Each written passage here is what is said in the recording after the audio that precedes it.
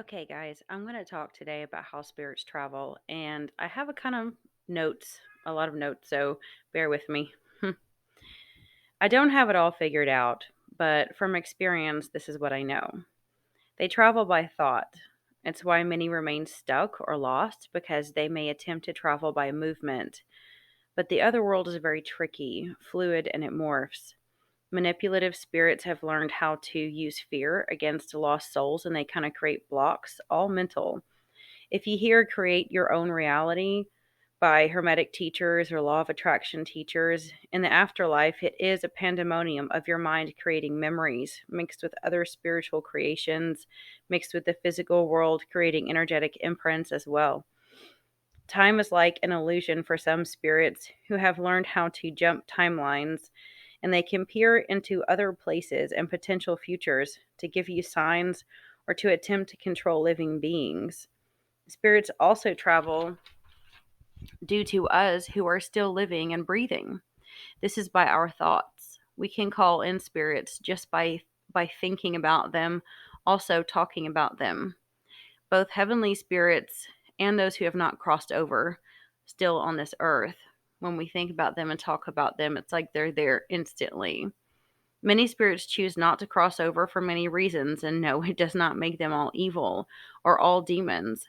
Some are genuinely lost. You can hear near death experiences on YouTube who have actually talked about witnessing the lost souls when they were coming back from heavenly realms. Also, many have zero desire to be recycled. They see that the Christian belief of going straight to heaven forever and ever, having never to come back, is rarely true, especially if you did not serve your true purpose or learn your lessons, or if you still have strong attachments to desired outcomes or relationships that didn't pan out. It does not mean Christ isn't your savior or that heaven isn't real. It just means using Christ as your get out of jail free card was not his purpose, and you still must be refined in the fires of trials so that you are ready to move on. Many spirits love it here. They thoroughly enjoy not having to pay taxes, work 9 to 5, and suffer aging. Many hang out in the cemeteries they were buried in and chat with other spirits. Many choose to hang out in the historic districts where they lived out their glory days or were killed. And they enjoy watching the living, and they have the time of their afterlife there. I've enjoyed it thoroughly, the energy of the spirits, both in Galveston, Texas, and Hot Springs, Arkansas. It's a very, very lively spiritual activity in the historic districts. I do urge you to be careful if you visit haunted locations, cemeteries, or do paranormal investigations. If you become obsessive or always thinking about them, you are often disturbing their peace and calling them in. This is where they may also become attached to you. And spirits who have not crossed over, who are still earthbound, they don't fear death, so they may want you dead too to join them. They don't intend to be evil, they truly don't see the big deal. Others will grow resentful because they want to be left alone, and you are in their space and drawing them into yours. They may resort to negative hauntings to get you to leave them alone. I remember a dream I had where I woke up staring up the steeple of a church, an old church, to the side stained glass. I was suddenly lifted on either side, and there were legs walking on either side of me, carrying me. They were pallbearers. I went back into a deep sleep. I woke up to them again carrying me, but I was outside. I could see the hazy day and the grass in the cemetery and the legs moving, and I went back to sleep. It was almost as if it wasn't me dreaming, but this is what a spirit was going through. I had this dream while still living in the Houston area. I know one of the spirits were showing me what happened to them. I never saw the coffin. I saw right through it. I only remember what they saw, not what it looked like. So many spirits don't just jump out of the body. Many ancient beliefs were based on understanding the soul may linger in the body for days. I really felt the TV show Supernatural did a good job portraying how spirits can fall asleep, lose energy or consciousness. When Bobby was a ghost, it kind of did a good portrayal of that. It's kind of sad that a lot of the actors don't really genuinely believe in the supernatural or paranormal, and they kind of may make jokes about it sometimes. But sometimes the writers did a fabulous job of doing their research. Also, I think the movie The Others did a wonderful job. I don't really support Nicole Kidman or the things that her father stood for. Thankfully, that creeper is dead. But the movie itself did a really good job of portraying what happened to spirits and how they oftentimes don't really understand being dead, and the living only interfere with them at certain moments. Uh, there was this one video on these people had these horrible hauntings. It was on an island, probably one of those tropical islands that had a lot of slavery at one time, and they did a massive remodeling of an old plantation like home, and the ghost activity was so horrific. They had priests bless the place and everything, and no matter what they did, they just can never get peace there. And then somebody else moved in, and they actually restored the home back to what it should look like, more original looking. And the spirits were so happy with it, they never had a problem with the haunting. So sometimes when you move into a very haunted location and all you're doing is disrupting what the spirit knows, you might have some negative reactions. Sometimes I wonder if spirits experience what I have when my soul was in astral.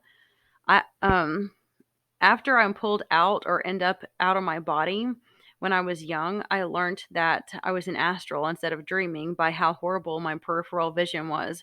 It was like tunnel vision, and the outside of this circle view was fuzzy or distorted.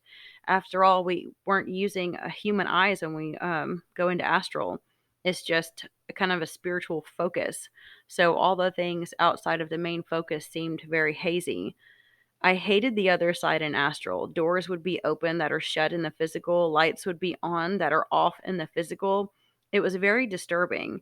I hated walking up or floating on the ceiling above my bed and realizing I'm not in my body and being like, oh, well, this isn't good. Just happens out of nowhere. And the moment you realize you're out of your body, you get zapped back in. That's also not a whole lot of fun, is it? I really call this dream walking. The definition of dream walking is a bit different. It's kind of like shamans when they're awake or something. But I truly believe if you experience a lot of astral when you're young, um, you are likely gifted as a dream walker. We just live in a modern society that is brainwashed to be nothing but pawns or serfs or worker bees. And we just don't really have that spiritual concept anymore of what is important or what is shamanic wisdom. Thankfully, it is making a comeback and spirituality is getting stronger and stronger. And Saturn going into Pisces, which it already has, can really help with that. But I do feel like it's important that we start looking at these things more. I know I'm really cautious about not thinking about spirits too much. Even though I love them, I have formed really close bonds with spirits and things. And when I say close bonds, I don't mean I'm buddy buddy with them. It's more of a feeling, it's a sense, it's a knowing. I don't overly communicate with them because it is dangerous. And I know there's those super religious types who are scared of everything and they're like, oh, you're going to talk to demons. Rah, rah, rah. Oh, it's sad because I kind of just, I don't know. I don't know how to be that numb. It's they won't be afraid to, secretly pay for something on Pornhub or, you know, I don't know, buy a bunch of lottery tickets and just all the weird stuff that they'll try that I kind of feel like is not something that would be spiritual or something that a religious person would do, but then they'll judge me, right? But I guess it is what it is. I recently had the most downlikes I've ever gotten for any video for the one where I posted about spirit blessing us with the henbit herb. And the only thing I could think of is like either group of people just happen to hate it or, it hit religious groups who are homesteaders or something and they like collecting herbs and they just hated the fact that I mentioned the word spirit blessing us with henbit. Okay. Like I got 5 downlikes for this video. It only has a little over 200 views. And I'm like, holy crap. I have some videos on other channels over, a couple thousand views and like maybe 1 downlike. And I was like, what on earth did I do? It's just people are so hateful. You can't mention spirit to the religious. Even that just sets them off, right? Anyway, so say the relationships I've had with different spirits, um, I can sense them. It's like almost when I hit Hot Springs, when I hit downtown, I can sense them. They sense me and I can feel them. And they have a wonderful feeling. And it's so weird how they travel. Like one time when I was in, I don't know if I've mentioned this on a previous, I think I may have mentioned it on a previous video, but I was staying in Fort Smith in the downtown hotel, and it had a nice view of the historic city hall. And it's not far from the property where a lot of people and outlaws were hung. It was the border of the Wild West. And there's still a line marking that says Indian Territory when you cross a line there. And when I walked into the hotel room, the TV was on and it was talking about the Galveston storm. If that was not a sign that my ghosts from Galveston were not like kind of almost like letting all the ghosts in Fort Smith know, hey, she's our peeps. She's good people. We like her and this is our girl. Or the spirits there were like, we know where you're from. Because that just doesn't happen. I have never, I've traveled so much my entire life. You know, my dad's an engineer and we moved a lot. And he also liked to hunt and fish, and we had family 2 states away, so we were always staying in hotels, and I have never once walked into a hotel room with the TV on. So that was strange. Um, I do know that, like I said, you really don't want to get attached to spirits. Even if you do appreciate them and value them, you let them stay where they stay, and you don't over instigate these things because they really don't understand death being a big deal. Some of them would love for you to be on the other side with them, and that's not why we're here. So sometimes I wish I could cross spirits over. I have a few times. I've had a few children come to me in dreams that need help when a evil spirit is holding them hostage. The ones who can manipulate the afterlife better are often criminals, and they know they don't want to go to hell, so they're not going to cross over. So they make the afterlife a living hell for other spirits. Some spirits work really hard to find safe places away from these negative spirits who are not technically demons, but they definitely are on their way to being demons and probably do attract demonic spirits with their behavior. And they kind of like play on the weak spirits and keep them trapped in certain areas. And I've helped cross a boy over before who had that problem with the mean old man. And I think I mentioned that too in another video where I had dreamt of what the building and everything looked like, even though it's no longer there. But there's pictures of it that someone found for me, and I was dead on accurate. And there actually was an old creeper who looked exactly as I described, but nobody knew that he was the murderer. They knew they found some children's bodies in the walls across the street. This is on the old Strand Road in Galveston, by the way, at the inn near Henley Row. And they had no idea that it was a guy across the street that ran this business who was big, fat, handicapped, and kind of had to use a cane and eventually a wheelchair. And I described the whole thing to another tour guide, and he found the book for me with pictures of him and the building. And nobody ever knew that he was the murderer that was killing all these kids. And then after he died, it's like his spirit stayed there and tried to keep the spirits of all the children there, which is really sad. Sometimes spirits want to be crossed over. A lot of times they don't. They have their reasons. Um, I know that they have definitely been able to travel into the future, sort of. Like, I know the future is fluid. A lot of times, ghosts will go out of their way to show me like clues and kind of collaborate to get groups of people together. I thought it was really interesting when I did ghost tours how they would get 2 or 3 different couples from the same place to show up at the same tour, and they've never met each other before. Like one time, for an example, would be Chicago. And all the couples there were from Chicago. They had never met each other. I was like, was there anything on TV or on Facebook or anything that kind of hinted for y'all all to come here? Like, what made you come here? And they all had very different reasons on why.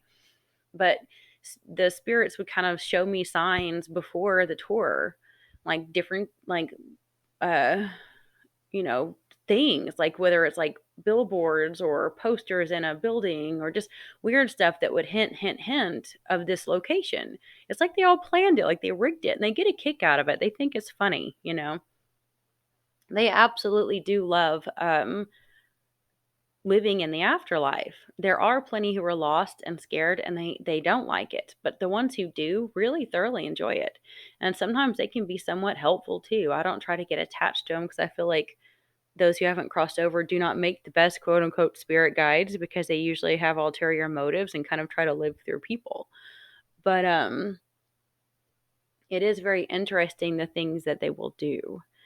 And I think that in a way they kind of are trying to work out their salvation or their growing on the other side. Whereas most of the time, if we cross over, we may have to come back if we are just not fully developed. I know both, I think, I don't know if it was Paul or Peter. I think it was Paul in the New Testament where it says, work out your salvation with fear and trembling. I'd have to look it up because it's been a long time since I've read the whole Bible multiple times, but I just don't remember exact verses. And then it was kind of interesting because Buddha had said the same thing, like to work out your own salvation. And some people think, oh, well, that's not Christian or whatever. But even the Bible says to work out your own salvation. It doesn't mean that Christ doesn't save you or anything. It just means that you have work to do. You still do. Just because the Lord wants to bless you and save you and forgive you of your sins doesn't mean you just get to flop around in life like a fish out of water and then just go to heaven and go, wee, that was easy. We really do have a purpose here, and it's to learn. It truly is. I really do suggest you guys watch near death experiences if you haven't, to get an idea of what people say they're told why we're here. And a lot of spirits who choose to stay on this side have the tendency to seem like they're kind of working out their kinks in the spirit world, which is not such a bad thing. Like a lot of them who might have been way too wild when they were alive. Take Hot Springs, for example. It was full of gangsters and prostitutes and, sex, gambling, drunkenness, debauchery, murder. None of that was really that big of a deal to them because they knew that the government, US government was crooked as hell. And so they kind of just played by their own rules. They had their own code, right?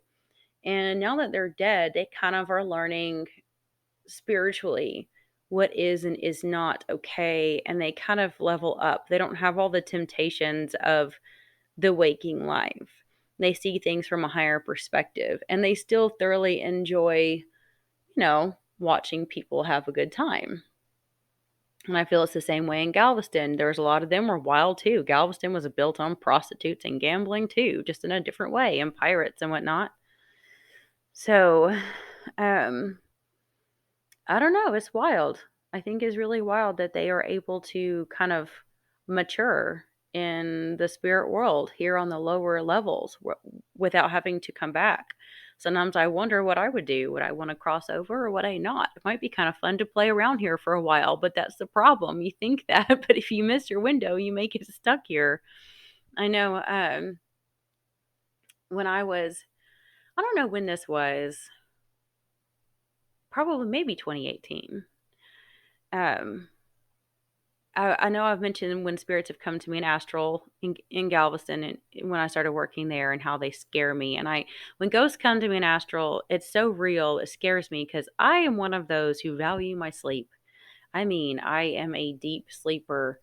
Um, I need deep sleep. Like I do not like being woken up. Let's put it that way. I could sleep easily 10 hours a day or more if I didn't force myself to get up. So when somebody disturbs my sleep, I can either be scared or grumpy, right? Well, one day I was taking a nap because at the time I was working in real estate, driving the kids to school, and I was never getting enough sleep. I mean, I'm up at 5 a.m. every day, staying up till like 11 at night, and had this cat that always get in my face, Olaf, if any of y'all have ever seen my other channel. Um, Big lug can get in my face at 3 in the morning and meowing and everything. And um, oh, I was so exhausted one day. I decided to take a nap. It was actually a day where I didn't have to go in the office, so I was like, I am going to take me a freaking nap. And I went into sort of a deep, deep sleep. And all of a sudden, I thought I was awake. And there was a woman sitting on my bed holding a baby, two other little boys playing, and some guy with no shirt on and long hair. They're from two completely different generations. The woman and children was from probably about 1900, and the dude was probably like from the 80s. It was weird. And they told me that they had chosen to stay in this house because it was empty for a while, and they had worked hard to find a place where they could stay.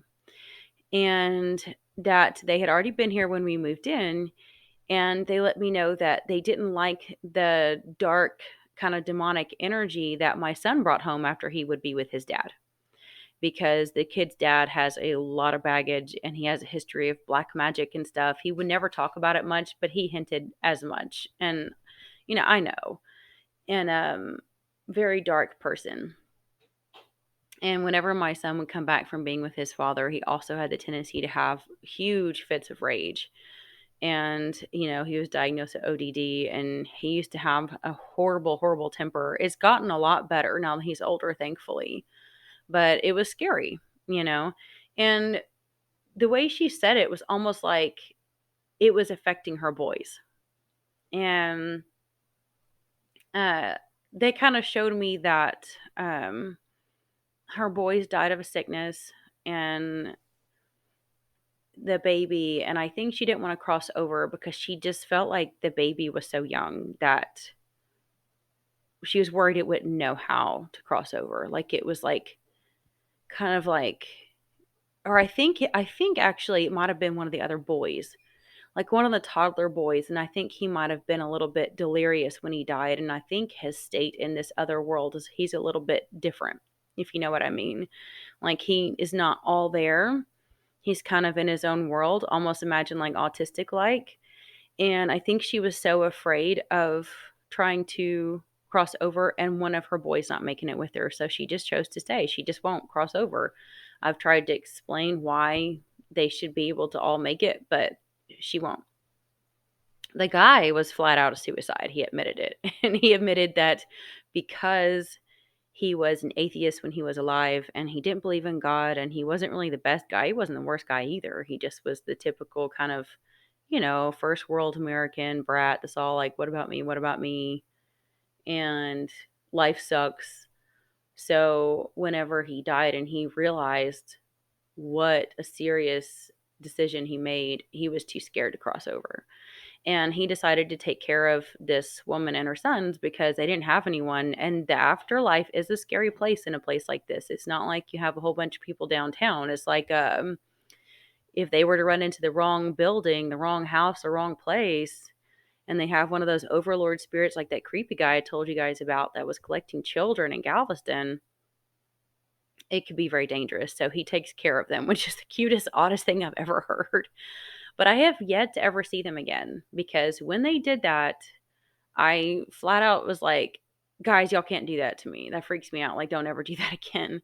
And every time I tell that to Ghost, it's like they respect that and they never do it again. The same thing happened with the Galveston ghost, and that nurse from the infirmary came and talked to me.